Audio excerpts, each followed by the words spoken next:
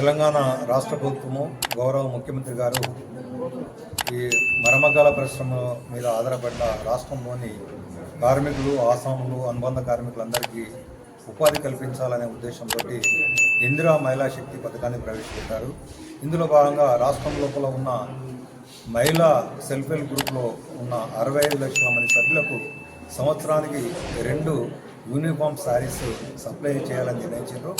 దీనిలో భాగంగా 1,30,00,000 చీరలు సంవత్సరానికి ఉత్పత్తి చేయించడం జరుగుతుంది. వీటికి అన్నిటికీ అవసరమైన వస్త్రాన్ని సిరిసిల్ల మరియు రాష్ట్రంలో ఉన్న మరమగ్గాల పరిశ్రమలో ఉత్పత్తి చేయించి వాటిని సప్లై చేయడం జరుగుతుంది.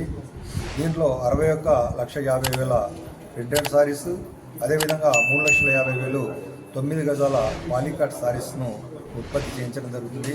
దీనివల్ల రాష్ట్రంలో ఉన్న మరమగ్గాల పరిశ్రమపై ఆధారపడుతున్న కార్మికులు, ఆసాములు, అనుబంధ కార్మికులకు 6 నెలల నుండి 8 నెలల పాటుగా నిరంతరంగా ఉపాధి లభిస్తుంది. అదేవిధంగా వారికి గిట్టుబాటు బిల్లు కూడా లభిస్తుందని చెప్పి భావిస్తున్నాం.